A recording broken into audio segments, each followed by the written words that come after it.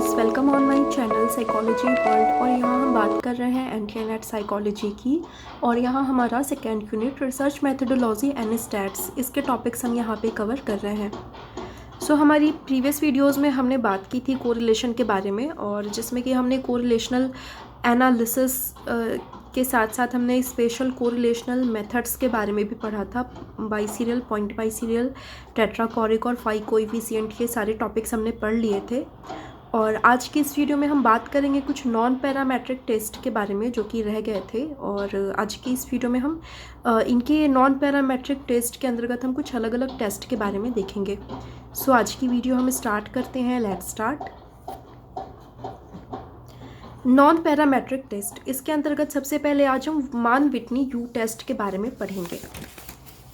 मान Whitney U test, जैसा कि अभी मैंने बताया कि ये एक नॉन पैरामेट्रिक स्टैट्स है, अप्राचलिक सांख्यिकी की एक विधि है या फिर मेथड है। और इसको हम मान विटनी यू टेस्ट भी कहते हैं, इसको हम मान विटनी टेस्ट भी कहते हैं। इसको देख लेते हैं ये क्या होता है। मान विटनी यू टेस्ट एक महत्वपूर्ण अप्राचलिक सांख्यिकीय विधि है जिसके द्वारा दो समूहों के प्राप्तांकों के बीच में अंतर की सार्थकता की जांच की जाती है। जैसा कि अभी हमने देखा है कि मान विटनी यू टेस्ट क्या है। इसके द्वारा क्या होता है कि दो ग्रुप्स के बीच में क्या डिफरेंसेस हैं उसकी जांच यहाँ पर की जाती है। इस अर्थ में ये कोरिलेशन जैसा ही है, कोरिलेशन से मिलता जुलता ही है, लेकिन कोरिलेशन पैरामेट्रिक टेस्ट हो जाता है और यहाँ पर मान विटनी यू टेस्ट जो होता है वो एक नॉन पैरामेट्रिक टेस्ट हो जाता है। आगे हम देखते हैं। इस अर्थ में यह टी टेस्ट के समान ही है, लेकिन अंतर यह है कि टी टेस्ट एक प्राचलिक सांख्यिकीय परीक्षण है जबकि यू टेस्ट एक अप्राचलिक सांख्यिकीय परीक्षण है। यहाँ पर हम देखते हैं कि हमने कोरिलेशनल मेथड के बारे में पढ़ा, अलग अलग कोरिलेशनल मेथड्स हमने देखे। वहाँ पर हमने देखा कि कोरिलेशन क्या करता है, दो या दो से अधिक समूहों के बीच में अंतर की सार्थकता की जांच वहाँ पर की जाती है। डिफरेंसेस को वहाँ पर देखा जाता है बिटवीन टू और मोर ग्रुप्स। टी टेस्ट क्या होता है, टी टेस्ट को हम आगे की वीडियो में कवर करेंगे, यहाँ पे हम थोड़ा सा ब्रीफ कर लेते हैं। टी टेस्ट में भी हम यही चीज़ को निकालते हैं, दो ग्रुप्स के बीच में क्या डिफरेंसेस हैं उसकी सार्थकता क्या है, उसको यहाँ पर टी टेस्ट के द्वारा जांचा जाता है। अब यहाँ पे क्वेश्चन ये उठता है कि जब टी टेस्ट के द्वारा भी हम डिफरेंस बिटवीन टू ग्रुप्स को हम चेक करते हैं, कोरिलेशन के द्वारा भी यही करते हैं, मान विटनी यू टेस्ट के द्वारा भी हम यही करते हैं, तो फिर इन सब में क्या डिफरेंसेस हैं, कहाँ कहाँ पर हम इसको अप्लाई करेंगे। तो सबसे पहले यहाँ पर ये चीज़ ध्यान में रखनी है। सबसे पहले हम टी टेस्ट के बारे में बात करते हैं। टी टेस्ट में क्या होता है कि दो ग्रुप्स के बीच में अंतर की सार्थकता की जांच करी जाती है और टी टेस्ट एक पैरामेट्रिक टेस्ट होता है। लेकिन जब हमारे पास दो से ज़्यादा ग्रुप्स होते हैं, 3 या 4 ग्रुप्स होते हैं, तो वहाँ पर हम टी टेस्ट को अप्लाई नहीं कर सकते क्योंकि टी टेस्ट की कुछ लिमिटेशंस है। अगर हमें 3-4 ग्रुप्स पर अगर टी टेस्ट को अप्लाई करना हो तो हमें बार बार टी टेस्ट को लगाना पड़ेगा। लाइक हमारे पास अगर 4 ग्रुप्स है ABCD, तो हमें AB BC CD DA इस तरह से हमें 3-4 बार हमें वहाँ पर टी टेस्ट को निकालना पड़ेगा। वहाँ पर इसकी लिमिटेशन जहाँ पर होती है वहाँ पर कोरिलेशन के द्वारा इसको कैलकुलेट करके इसकी लिमिटेशन को ख़त्म किया जाता है। तो जब 2 से ज़्यादा ग्रुप्स होते हैं तो वहाँ पर हम कोरिलेशन का यूज़ कर सकते हैं। और साथ ही साथ में कोरिलेशन में भी पैरामेट्रिक और नॉन पैरामेट्रिक के बारे में अलग अलग बतलाया गया है जिसकी चर्चा मैं पहले ही कर चुकी हूँ, तो यहाँ पर मैं डिटेल में नहीं जाऊँगी। यहाँ पर हम बात कर रहे हैं मान विटनी यू टेस्ट के बारे में। अब मान विटनी यू टेस्ट कोरिलेशन से और टी टेस्ट से किस तरह अलग है, इसको हम यहाँ पर समझते हैं। सबसे पहले तो ये कोरिलेशन और टी टेस्ट के सिमिलर ही है क्योंकि यहाँ पर भी अंतर की सार्थकता की जांच करी जाती है। कोरिलेशन से किस तरह अलग है, कोरिलेशन में क्या होगा कि जब 2 या 2 से ज़्यादा ग्रुप्स होंगे तो भी वहाँ पर हम डिफरेंसेस को निकाल सकते हैं, लेकिन मान विटनी यू टेस्ट में हम 2 ग्रुप्स के बीच के ही डिफरेंसेस को वहाँ पर हम सिग्निफिकेंस लेवल उसके हम चेक कर सकते हैं। तो इस अर्थ में हम देख लेते हैं कि ये एक तरह से टी टेस्ट के सिमिलर हो गया है। बस इन दोनों में डिफरेंस यही है कि टी टेस्ट जो होता है वो एक पैरामेट्रिक मेथड है और जो मान विटनी यू टेस्ट होता है वो नॉन पैरामेट्रिक मेथड है। तो जहाँ पर भी पैरामेट्रिक स्टैट्स के अजम्पशंस अप्लाई नहीं किए जा सकते वहाँ पर हम दो ग्रुप्स के बीच के डिफरेंस लेवल को सिग्निफिकेंट करने के लिए हम मान विटनी यू टेस्ट का यूज़ करते हैं। सो आई होप आपको ये क्लियर हो गया होगा यहाँ तक। मीन्स हम कह सकते हैं कि ये एक तरह से एक ऑप्शनल होता है टी टेस्ट का कि जब कहीं भी हमारी नॉर्मल डिस्ट्रीब्यूशन की अवधारणा अगर फुलफिल नहीं होती है, हमारे पास अगर n छोटा होता है। मीन्स पैरामेट्रिक और नॉन पैरामेट्रिक के अजम्पशंस पर मैं वीडियो ऑलरेडी बना चुकी हूँ, वहाँ पर जाकर आप देख सकते हैं, आपको अच्छे से समझ में आ जाएगा। तो वहाँ पर हम देखते हैं कि जहाँ पर टी टेस्ट की लिमिटेशंस आ जाती हैं वहाँ पर हम मान विटनी यू टेस्ट को अप्लाई करेंगे। इसको डिफाइन करते हुए रेबर एंड रेबर कहते हैं Mann Whitney U test is one of the most powerful of non parametric test often used in place of t-test when the assumptions of parametric test are not met। जैसा मैंने भी बताया उसी अर्थ में rebar and rebar भी इसको define कर रहे हैं कि जहाँ पर पैरामेट्रिक स्टैटिस्टिक्स के एजम्पशंस अप्लाई नहीं होते वहाँ पर हम मान विटनी यू टेस्ट का यूज़ करते हैं वहाँ पर, क्योंकि ये एक नॉन पैरामेट्रिक स्टैटिस्टिकल मेथड है और इसको हम यू के रूप में डिनोट करते हैं। इसको हम यू टेस्ट भी कह सकते हैं। और आगे हम इसकी कुछ अभी धारणाओं के बारे में देख लेते हैं जिससे कि हमें यू टेस्ट और अच्छे से क्लियर हो जाएगा। तो यहाँ पर फर्स्ट पॉइंट हम देखते हैं, यू टेस्ट का व्यवहार वहाँ पर किया जाता है जहाँ दो स्वतंत्र समूहों या प्रतिदर्शों के बीच में अंतर की सार्थकता निर्धारित करना उद्देश्य होता है। जैसा कि मैंने बताया कि जहाँ पर दो ग्रुप्स होते हैं, दो ग्रुप्स के बीच में सिग्निफिकेंट लेवल को अगर चेक करना है, डिफरेंसेस को चेक करना है, तो वहाँ पर हम यू टेस्ट को या फिर मान विटनी यू टेस्ट को हम अप्लाई करेंगे। नेक्स्ट हम देखते हैं, इसकी नेक्स्ट अजम्पशन बतलाई गई है, यू टेस्ट के व्यवहार के लिए एक शर्त यह भी है कि दोनों समूह असमरूप हो, मीन्स दोनों ग्रुप जो है वो अनमैच्ड हों। और चैपलिन इसको थोड़ा सा और अच्छे से डिफाइन करते हैं और चैपलिन कहते हैं U test is a non parametric test for the significance of differences between means for unmatched groups. तो यहाँ पर चैपलिन भी इसी अर्थ में इसको डिफाइन कर रहे हैं कि जो यू टेस्ट होता है वो नॉन पैरामेट्रिक स्टैट्स होता है और कहाँ पर ये अप्लाई होता है, जहाँ पर कि दो अनग्रुप्ड मीन्स होते हैं, जहाँ पर दो अनग्रुप्ड डेटास होते हैं। इसके बाद आगे हम देखते हैं, यू टेस्ट का यूज़ वहाँ पर करना चाहिए जहाँ शून्य परिकल्पना की जांच करनी हो कि दोनों समूह अनियमित रूप से एक ही जनसंख्या से लिए गए हों। मीन्स जैसे हम नल हाइपोथेसिस अपना बनाते हैं, आपको नल हाइपोथेसिस पे भी वीडियो मिल जाएगी, प्रीवियस प्लेलिस्ट में जाकर आप देख सकते हैं, क्योंकि जब तक आपका बेस क्लियर नहीं होगा ये सारे टेस्ट आपको बिल्कुल भी समझ में नहीं आएंगे। तो मैं रेकमेंड करूँगी कि पहले आप पैरामेट्रिक और नॉन पैरामेट्रिक को समझें और जो भी वीडियोस पहले दिए जा चुके हैं उनको आप पहले देखें, तब आपको, क्योंकि ये सारे एक दूसरे से कहीं ना कहीं ये सारे टेस्ट एक दूसरे से कोरिलेट करते हैं।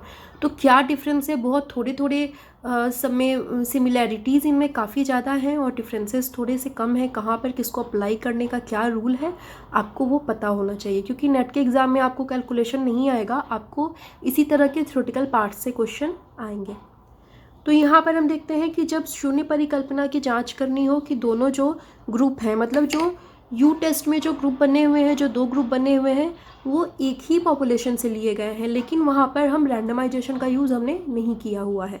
सैम्पलिंग के अंतर्गत भी मैंने अलग अलग मेथड्स के बारे में बतलाया था कि कौन सा मेथड ज़्यादा साइंटिफिक होता है और कौन सा मेथड थोड़ा सा कम साइंटिफिक होता है। तो सैम्पलिंग की वीडियो भी आप प्रीवियस वीडियोज़ में जाके देख सकते हैं। तो यहाँ पर ये कहा जा रहा है कि इसका हम यूज़ वहाँ पे करेंगे जहाँ पर हमें पता हो और ये शून्य परिकल्पना की जांच करनी हो, नल हाइपोथेसिस की जांच करनी हो कि जो दो ग्रुप्स बने हुए हैं वो एक ही पॉपुलेशन से लिए गए हैं, लेकिन उनको लेने में कोई भी नियमितता नहीं है, वो बिल्कुल अनमैच्ड ग्रुप हैं। आगे हम नेक्स्ट पॉइंट देखते हैं, यू टेस्ट का व्यवहार वहाँ पे किया जाता है जहाँ केवल दो समूहों के बीच में अंतर की जांच करना होता है। दो से अधिक समूह के होने पर हम इसको अप्लाई नहीं कर सकते। जैसा कि मैंने स्टार्टिंग में ही बतलाया कि जब दो ग्रुप होते हैं, दो ग्रुप्स के बीच में ही सिग्निफिकेंस लेवल की जांच के लिए इसका यूज़ किया जाता है। दो से ज़्यादा ग्रुप जब होते हैं तो वहाँ पर हम इसको अप्लाई नहीं करते, वहाँ फिर हम कोरिलेशनल मेथड की ओर जाते हैं। और आगे हम देखते हैं, नेक्स्ट एज्यूम्पशन बतलाया गया है, यू टेस्ट का उपयोग वहाँ पे किया जाता है जहाँ पर n1 तथा n2 छोटे होते हैं।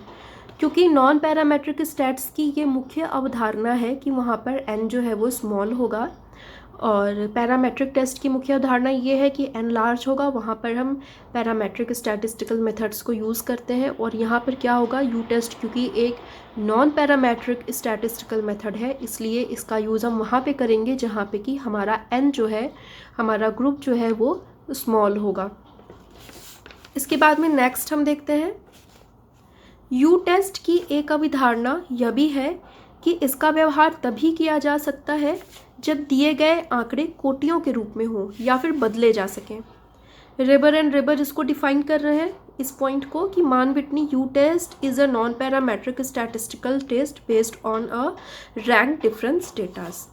मीन्स यू टेस्ट का हम यूज़ वहाँ पे भी करेंगे जहाँ पे कि हमें जो हमारे पास नंबर्स होंगे, जो हमारे पास डेटाज होंगे, उसको जब हम रैंकिंग के फॉर्म में हम अरेंज कर सकें या फिर ऑलरेडी हमारे डेटाज रैंकिंग के फॉर्म में अरेंज्ड हों, तो वहाँ पर हम यू टेस्ट का यूज़ करेंगे। तो यहाँ पर रैंकिंग के फॉर्म से हमें पता चलता है कि यहाँ पर जो क्वालिटेटिव डेटाज हो सकते हैं उसके लिए यहाँ पर जब उनके बीच में कोरिलेशन को जानना हो, उनके बीच में जब अंतर की सार्थकता की जांच करनी हो, तो Mann Whitney U test is the best. और आगे हम कुछ यूजेस देख लेते हैं इसके, कि इसके क्या क्या यूजेस हैं और इसको कहाँ कहाँ पे अप्लाई किया जा सकता है। तो यहाँ पे सबसे फर्स्ट पॉइंट हम देखते हैं, यह ऐसे दो समूहों के बीच में अंतर की सार्थकता की जांच करता है जो प्रसामान्य वितरण की अवधारणा पर आधारित ना हो। क्यों? क्योंकि ये नॉन पैरामेट्रिक स्टैटिस्टिकल मेथड है। तो नॉन पैरामेट्रिक स्टैटिस्टिकल मेथड होने के साथ ही इसकी एज्यूम्पशन ये अपने आप ही इसमें ऐड ऑन हो जाती है कि ये नॉर्मल प्रोबेबिलिटी, नॉर्मल डिस्ट्रीब्यूशन पर ये बेस्ड नहीं होगा। तो ये बिल्कुल आपको ध्यान में रखना है। नेक्स्ट हम देख लेते हैं, जब दो असमरूप समूहों की जांच करनी हो तो उनके बीच में अंतर की सार्थकता की जांच के लिए यू टेस्ट का यूज़ किया जाता है। मीन्स जो दो ग्रुप्स होते हैं वो एक जैसे ग्रुप्स नहीं होते हैं, वो अलग अलग तरह के ग्रुप्स हो सकते हैं। नेक्स्ट हम देखते हैं, जब दिए गए आंकड़े कोटियों के रूप में हो तो वहाँ पर यू टेस्ट का यूज़ करना अच्छा होता है। जैसा मैंने ऊपर भी बताया कि जब आंकड़े, जब डेटाज हमारे पास रैंकिंग फॉर्म में होते हैं या फिर ऐसे फॉर्म में होते हैं जिनको कि हम रैंकिंग में कन्वर्ट कर सकते हैं, तो वहाँ पर हम यू टेस्ट के द्वारा ही उनके बीच में सिग्निफिकेंस लेवल को हम मेज़र करते हैं। आगे हम देखते हैं, यह अत्यंत सरल सांख्यिकीय प्रवृत्ति होती है। इसके कैलकुलेशन पार्ट में हम देखेंगे कि बहुत ज़्यादा टफ इसका कैलकुलेशन नहीं है, बहुत ही ईजिली कोई भी इसको ईजिली समझ सकता है। तो इसलिए यहाँ पर लिखा गया है कि इसका जो कैलकुलेशन होता है बहुत ही ईजी होता है। नेक्स्ट हम देखते हैं, इसके द्वारा बहुत कम समय में दो माध्यों के बीच अंतर की सार्थकता की जांच कर ली जाती है। क्योंकि ये एक बहुत ही इजी सा मेथड होता है, इसलिए इसके कैलकुलेशन में भी हमें ज़्यादा टाइम नहीं लगता है और बहुत ही ईजिली, बहुत कम मेहनत में, मतलब कोई भी व्यक्ति एक बार इसके कैलकुलेशन को देखकर बहुत ही अच्छे से समझ सकता है। इसलिए कहा गया है कि इसके कैलकुलेशन में बहुत ज़्यादा हमें टाइम नहीं लगता है। नेक्स्ट हम देखते हैं,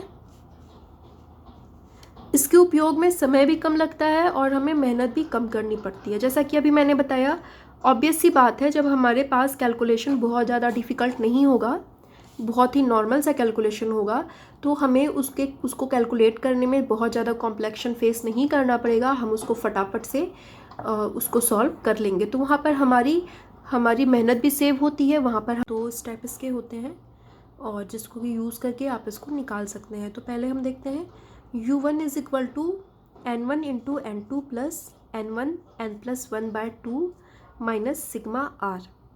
और नेक्स्ट स्टेप है u2 is equal to n1 into n2 plus n2 n+1/2 minus sigma r2। तो बहुत ही सिंपल फॉर्मूला भी है, ये हम देख रहे हैं। इसके द्वारा हम यू को, मान विटनी यू टेस्ट को कैलकुलेट करते हैं। सो आई होप आपको ये क्लियर हो गया होगा। अगर आपने एज्यूम्शंस को अच्छे से समझ लिया है तो यूजेस को समझना कोई भी बड़ी बात नहीं होती है। और आगे हम इसकी लिमिटेशंस के बारे में डिस्कस करेंगे कि इसके लिमिटेशंस क्या हैं, कहाँ पर हम इसको यूज़ नहीं कर सकते। तो इसकी जो पहली लिमिटेशन बतलाई गई है वो इस प्रकार है, जब समूहों या प्रतिदर्शों में प्रसामान्य वितरण की विशेषता होती है तो वहाँ पर यू टेस्ट का यूज़ नहीं करेंगे। वहाँ पर हम क्या यूज़ करेंगे, वहाँ पर हम टी टेस्ट को यूज़ करेंगे, क्योंकि नॉर्मल डिस्ट्रीब्यूशन जो है वो पैरामेट्रिक स्टैट्स की खासियत बतलाई जाती है। और क्योंकि मान विटनी यू टेस्ट एक नॉन पैरामेट्रिक स्टैटिस्टिकल मेथड है, इसलिए अगर पॉपुलेशन नॉर्मल डिस्ट्रीब्यूशन पर बेस्ड होता है तो वहाँ पर हम यू टेस्ट को यूज़ नहीं करेंगे, वहाँ पर हम टी टेस्ट को यूज़ करेंगे। नेक्स्ट हम देखते हैं, इसका सबसे बड़ा लाभ यह है कि यू टेस्ट एक अप्राचलिक सांख्यिकीय विधि है। अप्राचलिक सांख्यिकीय विधि क्या है? नॉन पैरामेट्रिक स्टैटिस्टिकल मेथड क्या है कि जब हम कह सकते हैं कि जब हमें एक लमसम अमाउंट की ज़रूरत होती है, एक हम पायलट स्टडी करते हैं, मीन्स हमें जब बिल्कुल एक्यूरेट रिजल्ट की ज़रूरत नहीं होती है, एक मोटा मोटी रिजल्ट की ज़रूरत होती है, तो वहाँ पर हम नॉन पैरामेट्रिक स्टैटिस्टिकल मेथड को यूज़ करते हैं। लेकिन अगर हमारे पास ऑप्शन हो, हमारे पास पूरा टाइम हो और हमारा स्टैट्स अगर अच्छा हो, तो हमें हमेशा पैरामेट्रिक स्टैटिस्टिकल मेथड को ही यूज़ करना चाहिए, अगर सारी अवधारणाएँ पूरी हो रही हैं तो। इसलिए कहा गया है कि नॉन पैरामेट्रिक स्टैटिस्टिकल मेथड है, इसलिए इसको हम बहुत ज़्यादा रिलायबल नहीं कह सकते हैं। आगे लिखा भी हुआ है कि इससे प्राप्त परिणाम अधिक विश्वसनीय नहीं होते हैं, बहुत ज़्यादा रिलायबल भी नहीं होता है और बहुत ज़्यादा ये वैलिड भी नहीं होता है। और जब बहुत ही शुद्ध परिणाम निकालना हो तो इसका व्यवहार हम नहीं कर सकते। एक्यूरेसी की ज़रूरत होती है, एक्यूरेट रिजल्ट की ज़रूरत होती है, तो वहाँ पर हम यू टेस्ट को यूज़ नहीं करेंगे।